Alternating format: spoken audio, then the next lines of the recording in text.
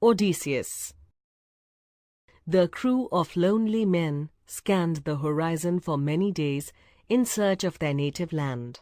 It was a still, unknown strand, on which Odysseus ordered the ship beached. "Light the fires," he said to his men, "and rest here. I shall see what lies beyond that crag." Odysseus followed a trail and saw a distant column of smoke, but he decided to come back to his ship as he was hungry.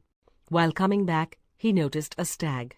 He thought, "The gods must have led me to this beast, and my men are also hungry." He brought the beast down with but one arrow. His men prepared a meal and satisfied their hunger. After the meal, Odysseus told his men of the wisp of smoke he had seen.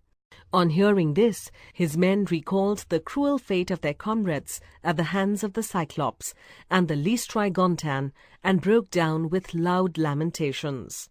Odysseus then divided the men into two groups, one under his command and the other under the command of a noble young man named Eurylochus.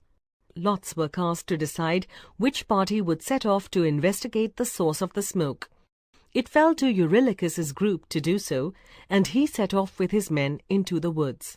In due course, the men approached a clearing where stood a palace. All around it roamed wild beasts. Suddenly, an enormous lion appeared before them, but it did not attack anyone. "Why, this beast is as tame as my dog," cried one of the sailors. "Everything seems to be weird here," said another. "Listen, do you hear a sweet voice?" "Yes, it's a strange melody it sings. It seems to come from that palace. Come, let us find the maid who sings this strange tune." They came to the door of the palace, and one of them shouted, "Hail to you, a maiden of glorious voice! Are you a goddess?" The next moment, Circe, the enchantress, came out and invited them to enter. The men were at once bewitched. All but Eurylochus followed her into the hall. A great feast was set before them. In their innocence, they ate and drank the wine, and were immediately turned into swine with pigs' heads and bristles and noisy grunts. However, their minds were as human as before. Eurylochus was at the gate. He thought, "It's queer. I do not hear the voices of my men. I can only hear the grunts of swine. What can have happened?" A swineherd approached, and Eurylochus asked him, "Good man, have you seen some Greek soldiers in your mistress's palace?" The goatherd shook his head sadly and replied, "They have met the same fate as all those who have been lured by Circe. They too have been turned into swine." Filled with misgivings, Eurylochus rushed back to the camp and told Odysseus of the horrifying evil that had befallen his men. "Fetch my sword and my bow," said Odysseus, "and lead me to the palace." "It's madness," said Eurylochus. "You will never rescue your men, and you won't come back yourself. I'm certain of it. Please don't force me to go with you." Desperate though the situation seemed, Odysseus was determined to attempt the rescue of his men. So he set out alone. As he penetrated deeper into the forest, he encountered Hermes in the form of a beardless youth.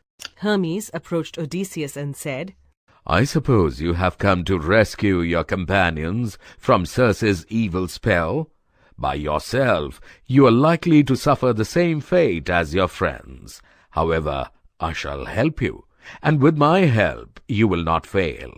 Hermes then warned Odysseus of Circe's evil designs and advised him of the course of action he would have to follow to foil her.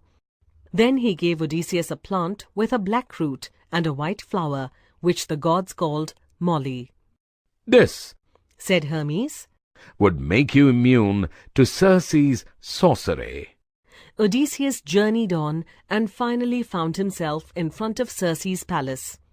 "This must indeed be Circe's palace," he thought. "I can hear the sweet music that lured my men." He came up to the palace and shouted, "Hail, fair Circe! Open the gates to a wandering Greek." The gates immediately swung open before him, and he saw a beautiful woman standing there. "Welcome, noble Greek," she said. "Come and refresh yourself at our table." She offered him wine and said, "Quench your thirst, Greek. Whither art thou bound?" As Circe passed the cup, she dropped something into the drink. Unnoticed by Circe, Odysseus dropped his charm into the cup. "I seek my companions, whom fate has visited with sadness," said Odysseus as he drank the wine. "Little does he realize how soon he will join them," thought Circe to herself. Hardly had he drained the cup when she struck him with the wand and cried, "Go now to the sty and live with your companions." "Not so fast, evil muse," cried Odysseus, and following Hermes' instructions, he drew his sword in a flash and rushed at Circe to kill her. "Have pity, fair Greek," she cried. "I am a weak maiden." Odysseus, remembering that Circe alone could break the spell which had turned his men into swine, stayed his hand. "You would harm me as you did my men," said Odysseus. "But my magic did not harm you," she said. "How could this happen?" "It is because the gods favor me," replied Odysseus. She now fell at his feet and said, "Surely you must be Odysseus. No other mortal could resist my charm. Let us be friends." "You are mocking me? Have you not turned my men into swine and also tried to destroy me?" "Stay, Odysseus," Circe pleaded. "I swear by the gods to do you no harm." "First you must restore to me my men." With these words Odysseus sheathed his sword. Circe now took her wand and went to the sty where Odysseus's men were shut. Odysseus followed at a safe distance. The tormented beasts rushed from the sty at a command from Circe. As the animals came out, Circe touched each one with her wand, and at once the bristles fell from their bodies. With amazement, Odysseus saw the swine become men again. "The gods be thanked, for you return, my friends," exclaimed Odysseus. The rescued men also marveled, because they had become younger and more handsome than they had been before. Circe sincerely regretted her treatment of the Greeks.